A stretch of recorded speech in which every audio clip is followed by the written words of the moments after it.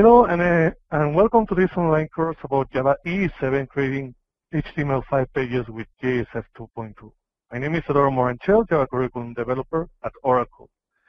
I'll be guiding you through this webcast, which consists of creating a web-based application that already uses HTML5 and WebSockets to use JSF 2.2 for dynamic content with HTML5 friendly markup. The goal is to demonstrate the new features in JSF that allow the creation of dynamic pages using HTML5. First, a disclaimer. On this slide, we have our standard Oracle Safe Harbor notice. Basically, it states that this webcast does not require a contract between us, and what I am demonstrating today should not be used to make any purchasing decisions. To take full advantage of this webcast, you should have the following prerequisites.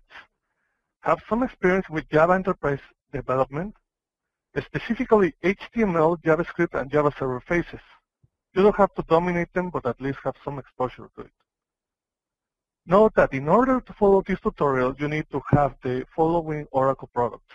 NetBeans IDE for Java EE version 7.3.1. and Glassfish Server Open Source Edition version 4, which is a Java EE7 compliant server. Java EE7 is built thinking in three main themes.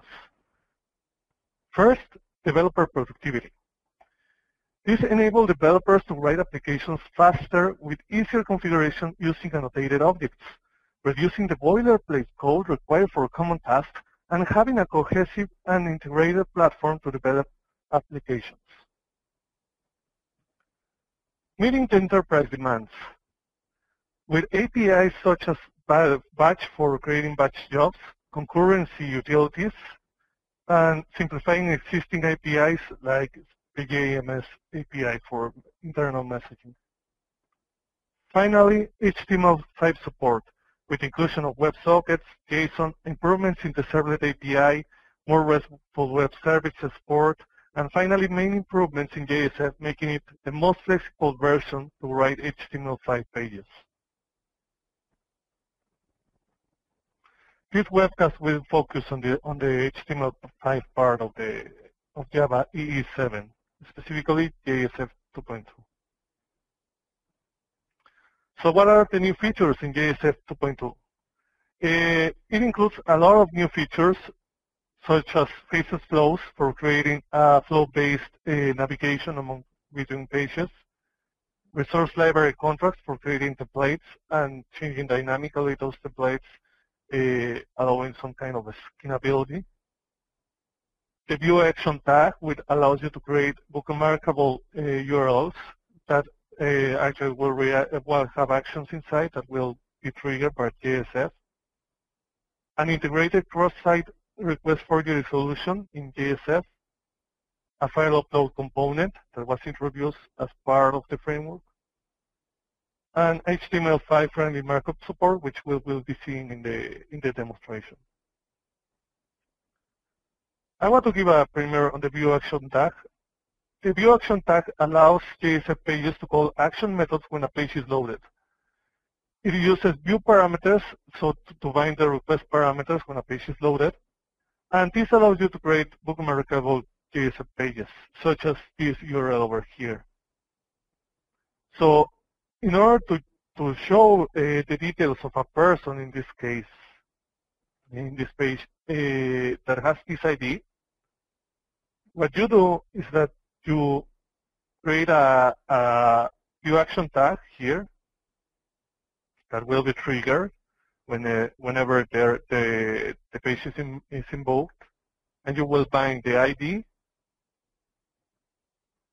to a pin here. So the binding will occur first, then the action, and then the page will load.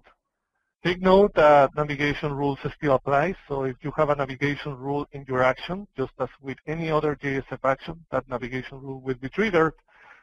The application takes place as normal. This action will take place as normal in the application phase of JSF, and you can obviously change that phase if you desire or if you have the need for it.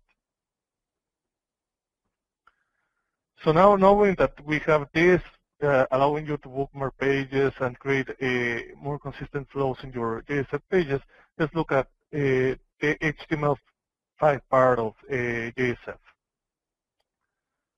So here we have what I call the great HTML5 to JSF slider. The idea here is to demonstrate you this page using HTML5 pure syntax, JSF pure syntax, and then the steps in between that we can achieve now with JSF 2.2. So this page snippet shows you a simple slider, just like over here. So you have a simple label, your slider using the HTML5 range type element, and then its values. So this actually will render this slider over here. This is great for web developers because they can actually see what they are doing in their editors, and whenever they want to actually include some dynamic functionality, they would use either REST or WebSockets along with a lot of JavaScript code. So you can actually write a complete application using HTML5 and have it being dynamical. But the problem is that you will need a lot of JavaScript and a lot of interaction with your server using other technologies. So what's on the other side of the slider? What if I do everything in JSF?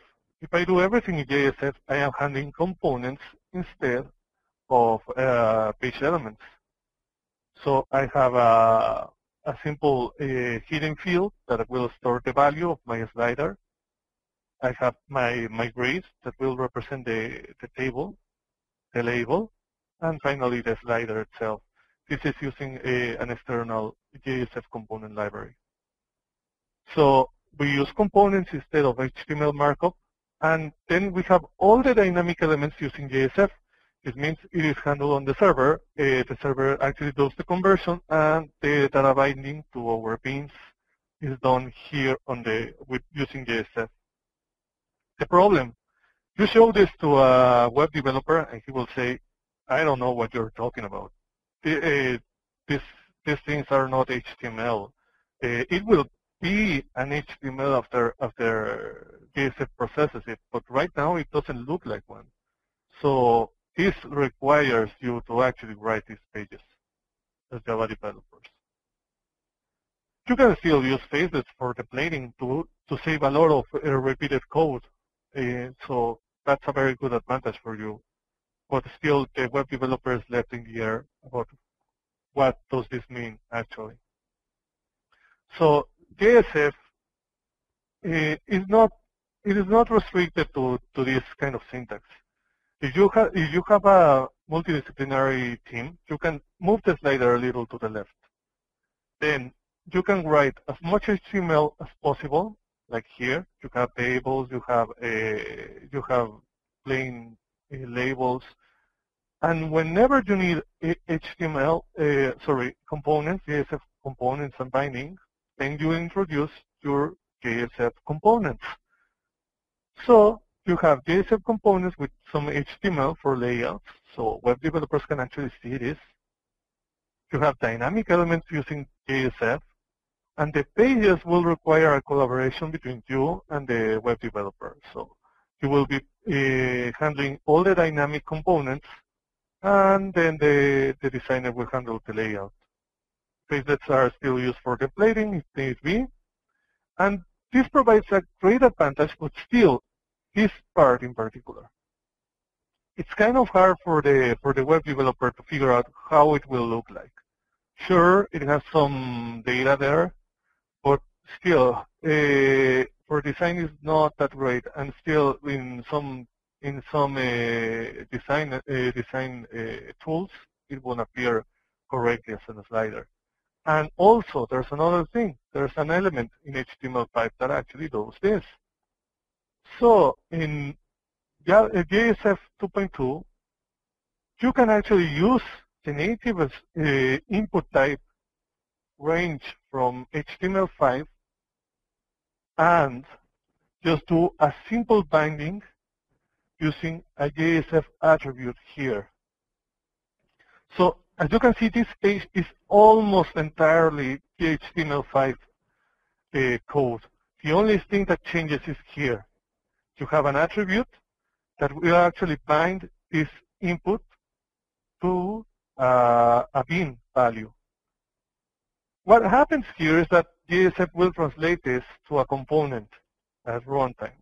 But still, you can take full advantage of design that your web developer can do and still put just a little bit of JSF code here to make it dynamic. So this actually bridges the gap between what web developers do and what we do as Java developers. So the HTML pages introduce these JSF attributes to add functionality. We have dynamic elements using JSF, like here, and the pages are done by a web dev, and Java dev can actually add these parameters, these attributes. Even it's so simple here, even the web developer can introduce these attributes to itself. So let's get on to the demo to see how this works in action.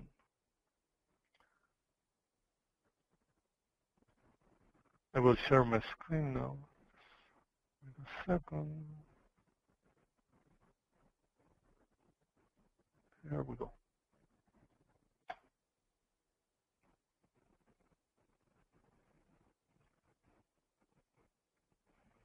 Okay, perfect. So here we have the application that we will be modifying. In the last webcast, writing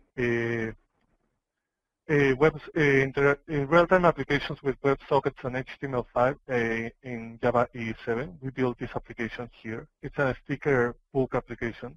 You have these stickers on the left, you have this canvas on the right, and you drag and drop stuff from here to here, and you see them on the screen.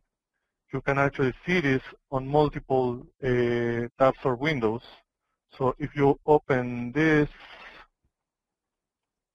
here, you can see the same stickers posted, and then I can drag another, and it will be reflected on all the windows. So this is already working. The solution that we used here is just a pure HTML-based page. So we want to have this list over here on the left being a JSF dynamic generated content. So we want all these stickers to come from a managed bin, and then we want to show them without altering too much our page. And then we will move the slider a little up to go to the next step, which is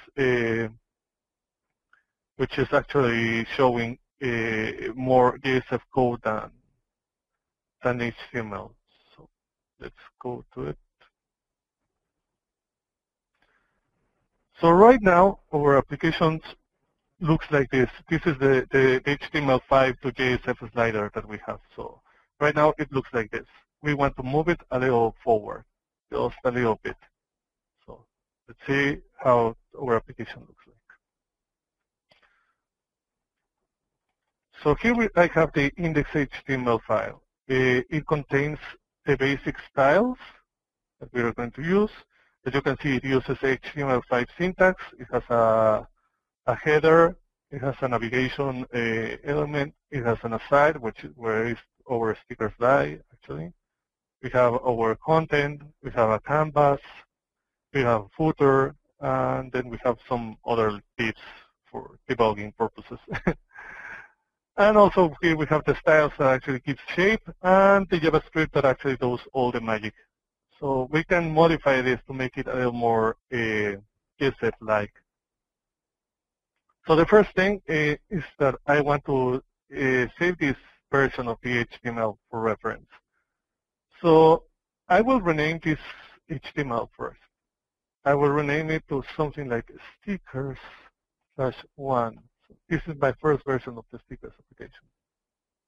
So then I will create a new HTML page. I will create a new index. In this index, what I plan to do is to put the links to all the versions of the page that I want to actually have. So far, I know that I want to show you the the 4 steps of the application. The first step is having HTML5 pure. The second is having just a little bit of JSF in there. Then having components from JSF with some HTML5. And finally, having mostly JSF. I want to note that all of these are viable solutions for your application. None is better than the other. It just depends on your preference.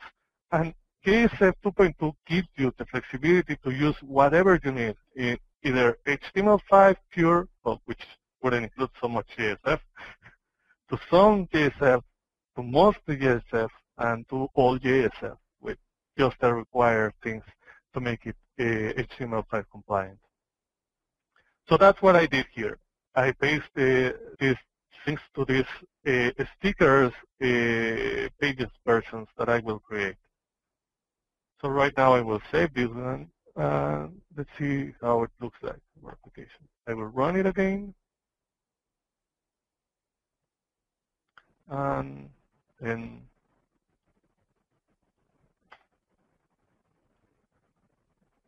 initializing. While it initializes, let us continue.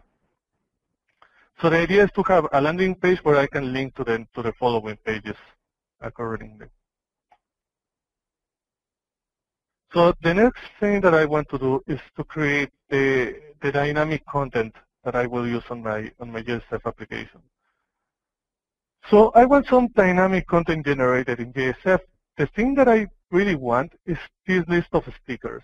Over here I have in the HTML5 solution a lot of repeated image elements.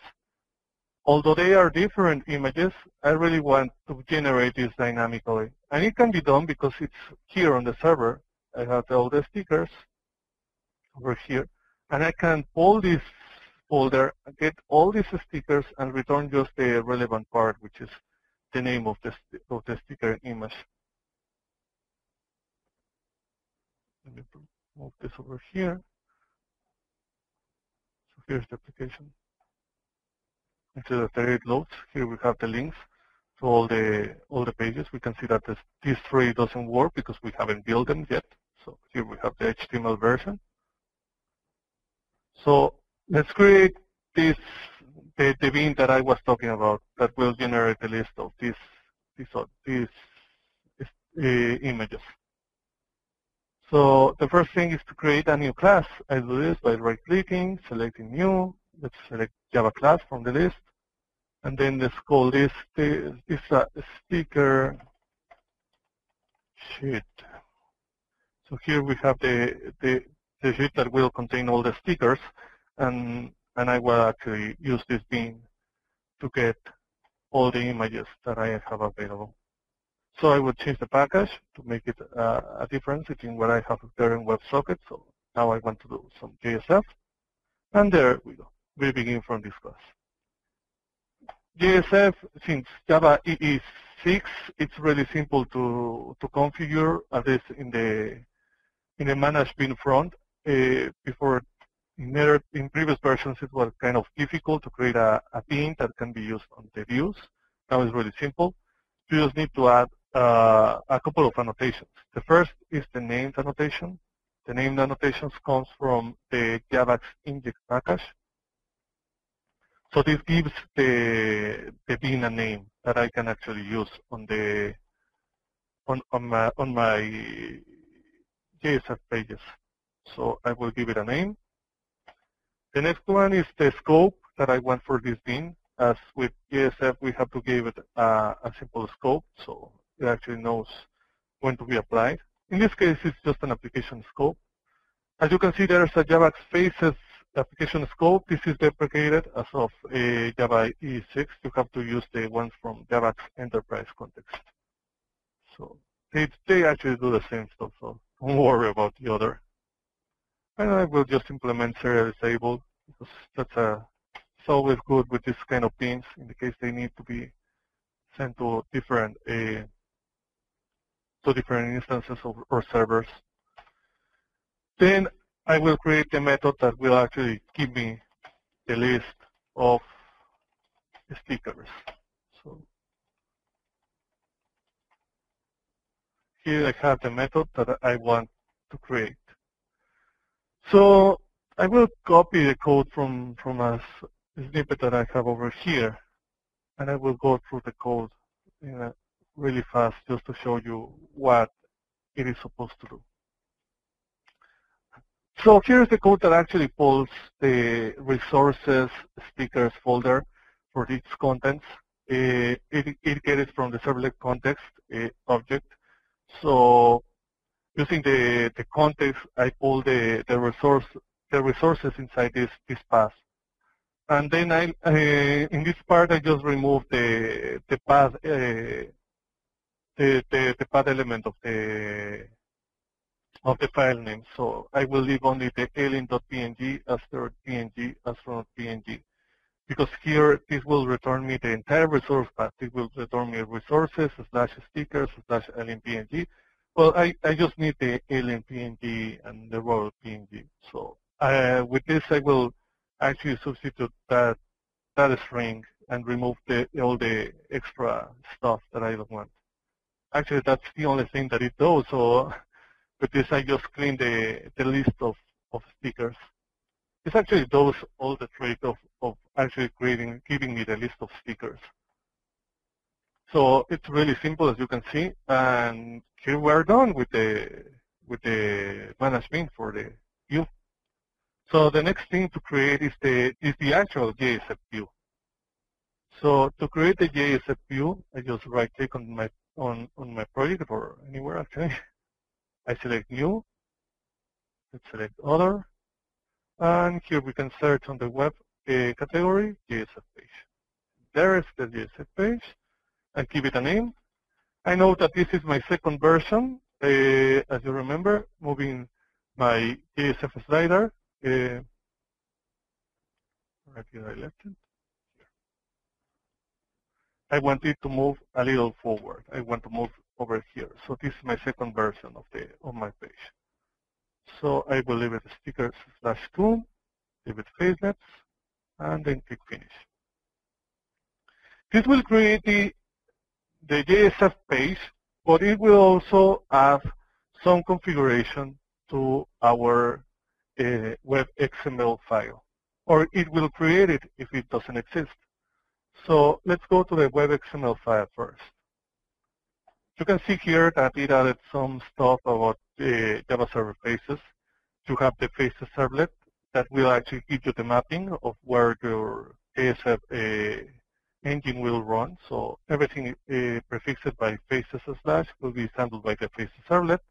It added some session configuration, and this thing that I will delete, the welcome file list. You can see that it will go directly to the JSF index page. I don't want that. I really want to stay on my index HTML, which I have over here. I don't want it to go to the JSF first. So I can have my landing page on top. You can actually remove these elements and it will do the same stuff as returning it to index HTML. I will leave it there. So let's see my application so far, how it looks like. Let me reload it. Then I enter here. I can see that my HTML5 version is intact. And when I enter here, I can see that this page over here says hello from Facelets, which is actually what it says, the stickers to HTML page.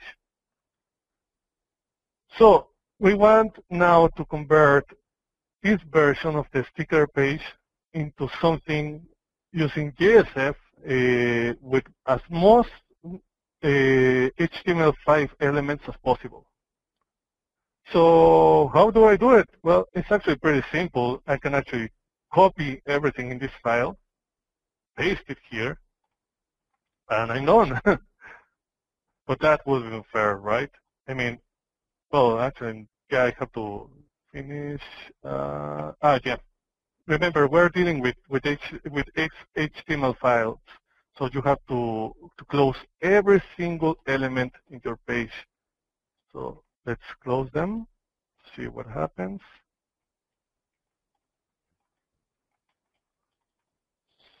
And let's search for another one, because every single tag must be closed in order for this thing to work. So let's see, now it works. you can see that it still works, but that's like cheating. I'm not adding any dynamic elements here, but let's do that little by little. Okay, so let's go little by little. First, I need to change this HTML declaration over here because it actually doesn't say anything about namespaces and specifically JSF namespaces that I will need to use. So I need to add these namespace declarations in order to have JSF components here. So I need a UI for iterating stuff and using facelets for templating. And I need this guy over here, the JSF prefix, which is in this namespace here. This will actually allow me to insert the JSF attributes in my HTML elements. Next, I need to set an ID for the head and the body. This is in order to actually insert the stuff, specifically these scripts and these links in here. So how do I do that? Well, I just have to say JSF ID and put an ID. I will be really creative and just put head for the head, JSF ID, and put here the body. Yeah, that sounds reasonable. Then here I have this link and script elements, HTML elements. This refers to actually the resources style, CSS, and the story page JavaScript file that is under the resources folder. In JSF, everything on the resources can be accessed and can be referred directly. So there's a JSF way to link to these pages, to the resources and to the styles. How do I do that? Well, I just need to modify the link element and substitute the path that I have here for a JSF name attribute. And the value of the attribute is just is directly the styles.css file because it is inside of the resources folder. So it is automatically says, oh, it's a JSF resource, so I have to be referred like this. And it will actually get me the most efficient path to that resource instead of actually going through all the JSF translation. It is the same thing with the script. So I just say JSF name and then the name of the resource, which is in this case is storypage.js. There's a special thing with the script. I don't want it to be on the head now. In order to work correctly, I want it to be on the part of the body. So I can say JSF target and then say this is part of the body. It works great for designers. For me, I want it to be part of the body because this actually works better for me.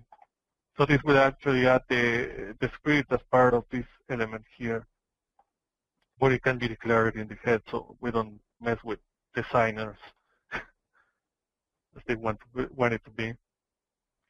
Then, what about all this stuff over here? I want this to be dynamic, right? And I actually have the bin that gives me the dynamic name for this, all of these elements. So I will delete every single one, but one. This guy over here, I will leave it because I need some kind of reference. So first thing, I want to iterate using this tag here. The UI repeat will iterate over a collection. So I know that I will have a variable for each iteration. So I give it a name, in this case image name. Then I know that I need to iterate a bin. So the bin that I am going to iterate using the expression language, I say iterate the sticker sheet dot all stickers. And I will close my UI repeat just after this image element. So far, what this will do is it will repeat this image element for each sticker that I have. So if I test my application right now, it wouldn't look so cool because I will have just aliens. But now I can see that it's iterating, and I have so many elements here. And the name of the element is in this variable. So can I actually do this, like substituting this LMPNG? Yes, of course. You just need to do image name, and here as well, image name. So let's reload, and there you go. You have different stickers, and now it still works. You get dynamic data using JSF, but you are using still the HTML image object, well, element. Look at this. Here we have another resource. All the stickers are inside the resources folder. So can I do the trick that I did here with the JavaScript using the resources over here? The answer is yes, I actually can. So I can remove this part and substitute the source by a JSF name attribute. So let's see if this actually works. Whoa, there we go. So we still have all the functionality. Here we have the JSF version that actually uses some JavaScript, some JSF code inside. And as you can see, I am drawing all the dynamic elements from my JSF managed bin, and I actually using all the JSF capabilities. I am using the resources, I am using dynamic data, and I can actually continue with this with binding. I actually can bind some inputs. Well, now let's move that slider a little forward so you can actually see what happens if I want or I have components and I want more HTML5 compliant code. One thing is that JSF is HTML5 compliant since a long time ago. We were just missing some stuff, but you can actually use these tags before, like the canvas and stuff, so you just won't have any direct component for it. But let's see now how JSF solves the problem of actually using components. So let's copy these stickers to a file, and let's paste it here. So I create a copy, and let's call this stickers 3. So if you remember JSF or you have been using it, you actually have this namespace declaration. Let me open that file. This namespace declaration here, which is the HTML components for JSF. And one of them that is used a lot, I will substitute this image here, it's the graphic image. The graphic image component actually just displays an image.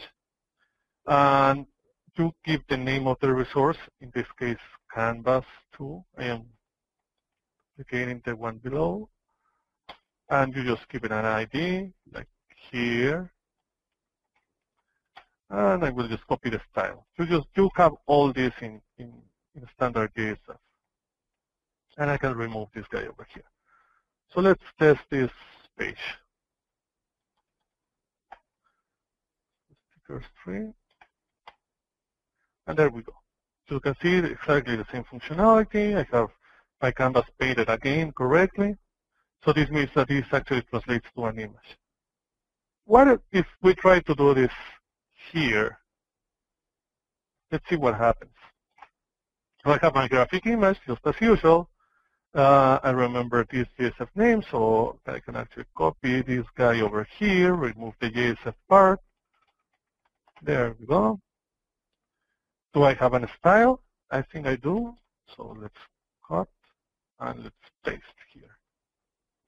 And let me put this thing over here so we know that what's left to be added. Close. And now here begins the problem. Do I have a draggable element attribute? No, I don't have that. I don't have either on track start. I don't have that. So, and obviously I don't have the data sticker that is from data stuff from HTML5 and JavaScript. So what do I do now? This component does not have those attributes. What I can do in JSF 2.2 is adding this other namespace declaration to the mix, which is the pass-through parameters here.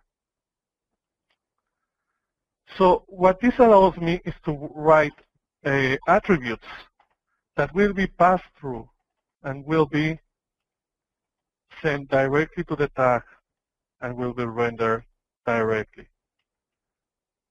They won't suffer any transformation or special treatment. So I can actually do P on track start, P data sticker. There I go. Now think about it for a minute.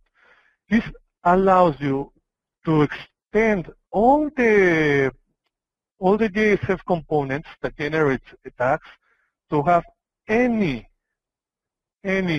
attribute if you just pass through them over.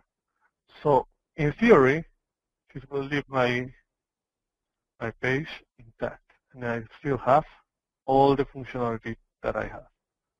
So this is the other part, part of the story of having HTML5 code in your JSF pages. Here I have components, and I need specific stuff from HTML5. So I can actually do that. You will need to do this in case you have a JSF page that actually has components, and you need this extra stuff in them. This gives you more flexibility than ever on your JSF pages, because now you are not restricted to whatever the JSF specification tells you that a tag has. You can see here I have a list of attributes that I have on this tag. And you have all the handlers, but the new handlers like the drag and drop or anything that has to do with gestures, you don't have them yet. So what you do instead is just use the pass-through parameters, and you just send the attributes to the underlying tag, and it gets rendered. Finally, with this, this is just a kind of protocol. I will just add the final version of the JSF page. There's a couple of more changes that can be done. One of them is, of course, changing everything to be more like JSF. I have the code over here, so I will just paste it. So this is, if you were doing JSFs, the JSF way, you will have each head attributes, elements. You will have auto style sheets like this. You will have body elements. But what about the new stuff of HTML5? What if I want headers? What if I want navigations or aside elements or footers? Well, great news. You can still have them. You just use them just as you did with some other HTML. And that's pretty much it. I can still replace my divs for panel groups, and they will look nicer, I think. You can still use Ajax here with JSF 2.1, and no problem, it will work. And you can take advantage of all the JSF functionality inside an HTML page. So no more need to actually write component-only pages. Remember to bridge this gap with these elements. So now this slider is more organic. It's not just here and then all the way here, either one or the other. You can actually move a little to more JSF or a little more to HTML5 as you see the need to. And in case you have a page that you need a specific HTML5 features, you can actually add them without modifying the component or modifying or creating new components. So I think that's a great thing here. So let's see the page, how they work. We shouldn't see any difference between all the versions. So Let's go to my index where I have here all the list of all the pages. So my HTML5 version, let's open it on a new tab, new tab, new tab, new tab. Let's see all them together. This is the HTML5. You can see that it works and I can drag stuff. The JSF with a little JSF code. I saw that thing is there. So let me add another one. With more JSF code, same functionality, and finally the JSF component-oriented one. There are differences, of course, between the source that is generated, minor differences. But still, you can actually see this more truly whenever you actually building the page.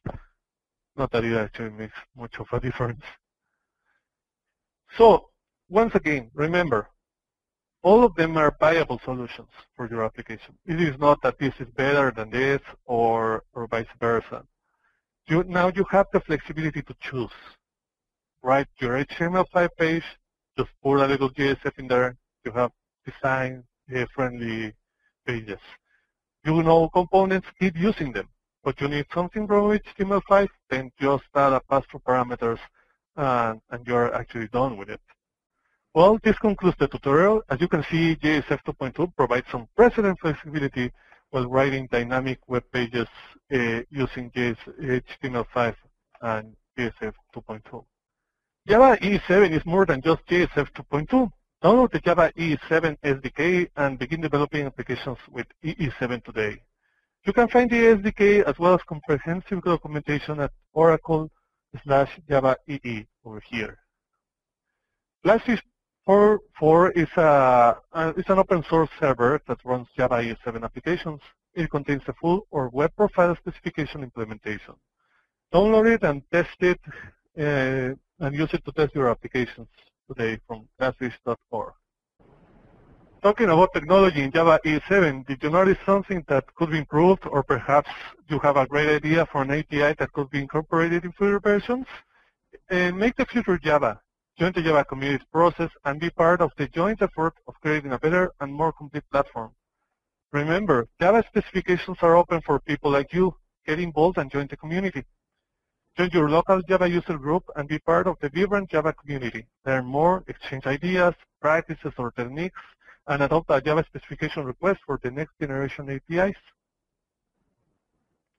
By the way, did you know that Oracle provides free demonstrations and tutorials about Java EE and other technologies? Go to the Oracle Learning Library to find out about all the free material available. You can find tutorials like the one I just shown you, as well as online courses, examples, articles, and much more. Well, that's it for today. Thanks for your assistance. My name is Eduardo Moranchel, and it has been a pleasure to be your host. Have a great day.